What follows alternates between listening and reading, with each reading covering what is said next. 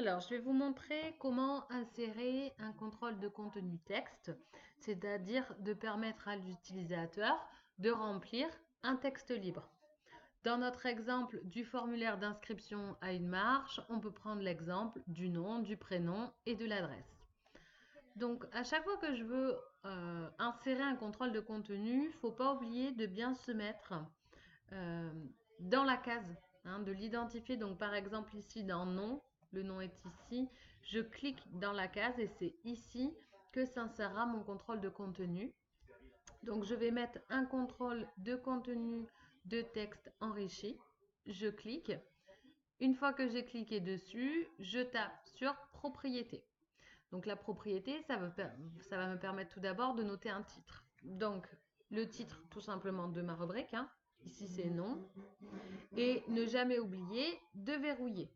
Donc dans verrouillage, vous cliquez sur ne pas supprimer le contrôle de contenu. Puis vous validez. Je peux faire la même chose pour le prénom. Donc je clique dans la case qui correspond. Je vais dans mon contrôle de contenu de texte enrichi. Je clique sur propriété et je note le titre de ma rubrique. Ici, il s'agit du prénom. Alors, vous pouvez le voir là, ici. Vous pouvez changer la couleur du texte. Vous pouvez même utiliser un style particulier pour mettre en forme le texte, voire créer un nouveau style exprès pour ce texte-là. Donc ça, c'est des paramètres un peu plus avancés. Dans tous les cas, ce qui est important, c'est de mettre un titre à votre contrôle de contenu, la prénom, et toujours verrouillé, donc ne pas supprimer le contrôle de contenu. Vous voyez? Alors, on l'a vu tout à l'heure, il y a deux types de texte. Là, on est dans enrichi. OK. Je vais vous montrer une toute petite différence avec le brut. Elle n'est pas énorme, mais je vous la montre quand même.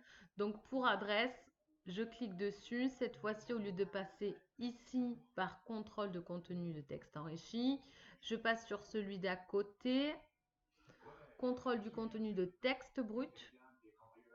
En fait, quand je clique sur propriété, il y a un peu plus de propriétés qui me sont proposées.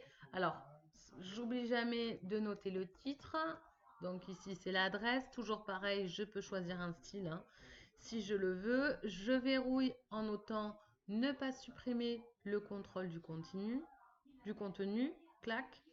Et là, en fait, vous voyez, propriété de texte brut, il y a noté autoriser les retours chariots. Alors, les retours chariots, c'est tout simplement plusieurs paragraphes. Autrement dit, aller à la ligne, etc. Pour l'adresse, par exemple, ça peut être intéressant de le noter au cas où il y a un lieu dit ou autre chose. Donc là, j'autorise les retours chariots et je valide.